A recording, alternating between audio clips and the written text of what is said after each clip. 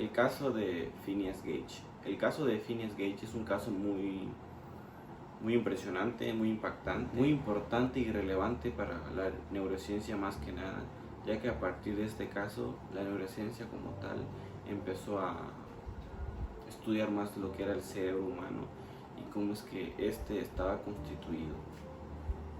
El 13 de septiembre de 1848, en un pueblo de Estados Unidos llamado Cavendish Vermont, se encontraba un obrero de ferrocarril al mando de una obra, se encontraba al mando de unos trabajadores. El nombre de este obrero era Phineas Gage, que tenía la edad de 23 años. Se encontraba al mando de una obra, se encontraba al mando de trabajadores de esa zona. El objetivo de esa obra era la explosión de rocas para la construcción de un lineamiento de ferrocarril. El método con el que se llevaba a cabo las explosiones de las rocas era que dentro de las rocas se hacía un agujero grande y dentro de ese agujero habían tres elementos clave para hacer la explosión: detonante, explosivo y arena. Esos tres elementos iban adentro del agujero, pero para compactar esos tres elementos se necesitaba una barra de metal de 1 metro de longitud y 3 centímetros de diámetro. Con esa barra de metal se compactaban lo que eran los elementos para que se hiciera la explosión. Se dice que por ahí de las 4:30, eso dicen los periódicos locales, cuando pasó el accidente, como eso a las 4:30 se encontraba Phineas Gage haciendo esas tareas, se encontraba compactando esos tres elementos adentro del agujero, pero se dice también que por una mala organización Phineas Gage no introdujo lo que era la arena, y al momento de compactar con la barra de metal los elementos se generó una chispa a lo cual llevó una gran explosión, el cual la barra de metal que Phineas Gage sostenía, con el que estaba compactando los elementos, salió disparada a una velocidad muy rápida, la cual hizo que le atravesara la cabeza a Phineas Gage, partiera desde la parte de atrás de la mandíbula y saliera por la parte frontal del cerebro, como estamos viendo en este video.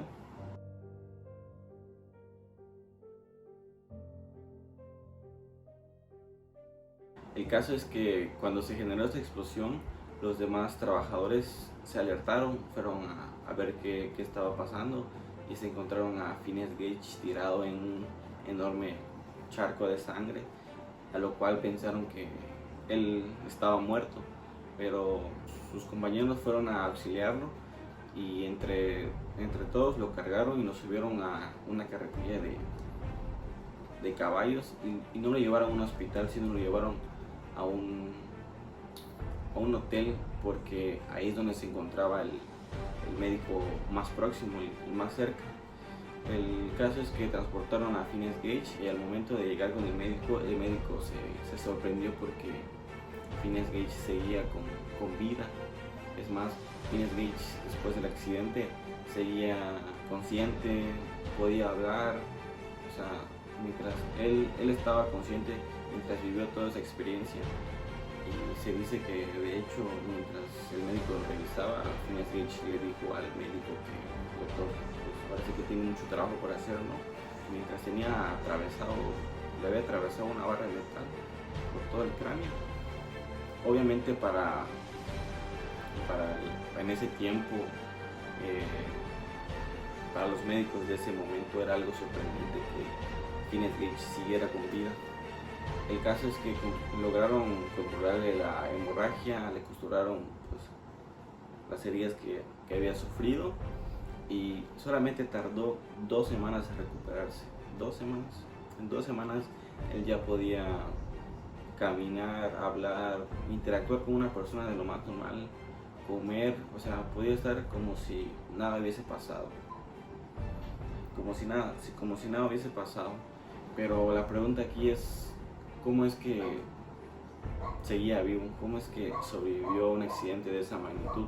Porque, claro, desde la opinión de una persona que no tiene conocimiento de nada de las neurociencias, ve un accidente así y piensa que esa persona no puede sobrevivir a esa magnitud del accidente porque le atravesó una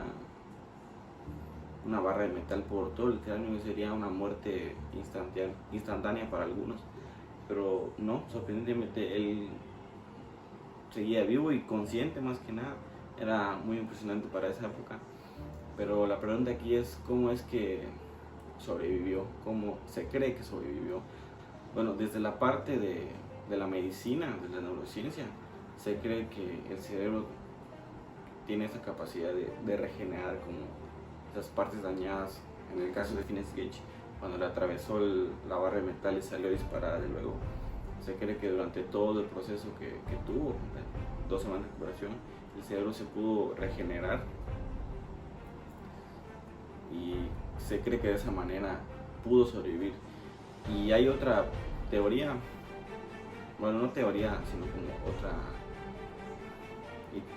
teoría, vamos a decirle, pues, que dicen que fue pura suerte por lo que Phineas Gage sobrevivió. Está la parte de la medicina y de las neurociencias, y la parte que dicen que fue pura suerte para que Phineas Gage seguía con vida. Él se recuperó, podía caminar, hablar, interactuar como si no le hubiese pasado nada. Lo interesante aquí es que después del accidente, Phineas Gage ya no volvió a ser el mismo en lo absoluto, para nada. Se dice que era arrogante, se volvió muy...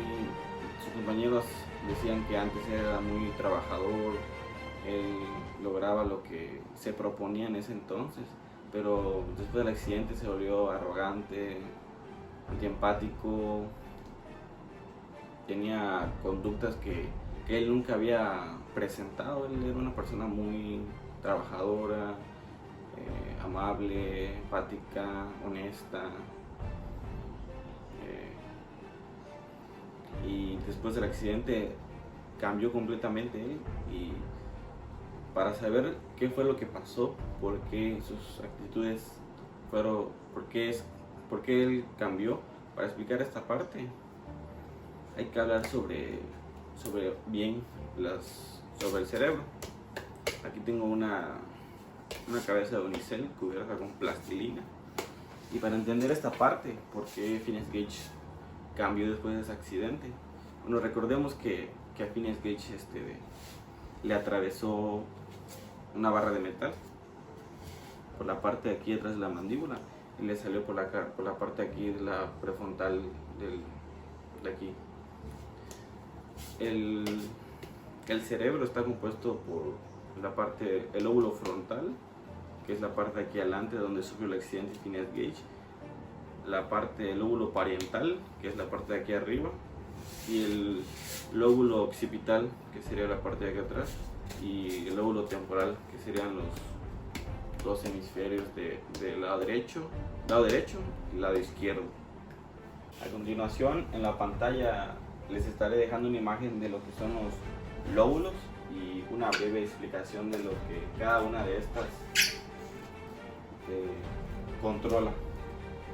Empecemos por el lóbulo frontal, que como bien decía, que fue el que Phineas Gage sufrió daños. Dice que este lóbulo frontal tiene la función de la planificación, la coordinación, control y ejecución de las conductas. Se relaciona con el control de los impulsos, juicios, reproducción del lenguaje, la memoria funcional, funciones motoras, comportamiento sexual, socialización y espontaneidad, empatía, toma de decisiones y varios aspectos. Por eso Phineas Gage fue que cambió su manera de ser, fue que cambió completamente, porque al momento de lesionarse el lóbulo frontal fueron afectadas todas esas capacidades. Luego tenemos el lóbulo parietal, que es la parte de arriba, que es el procesamiento de la información sensorial.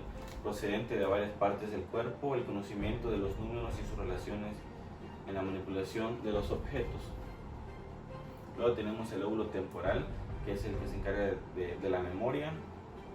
Es el lóbulo temporal dominante, está implicado en el recuerdo de palabras y nombres de los objetos.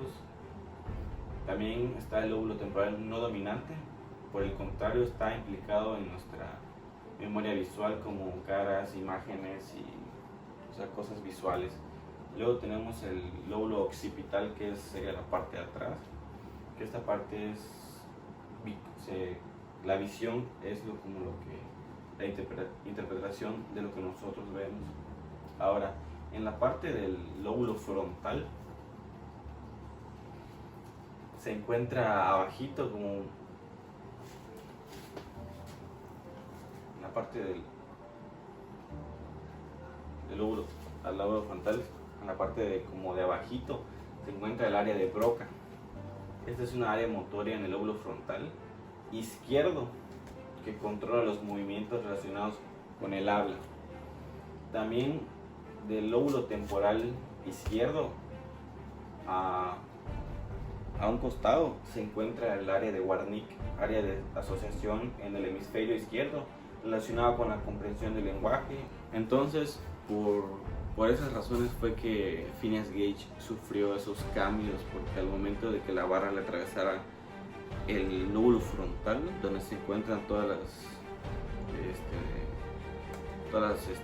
funciones que tiene, que ya les expliqué, fue que Phineas Gage cambió completamente y ya no volvió a ser el mismo. De hecho, él ya no se relacionaba bien con sus compañeros de trabajo, era muy impulsivo, explosivo, detonaba muy rápido, no tenía buena relación con las personas, no le gustaba que le llevaban al contrario.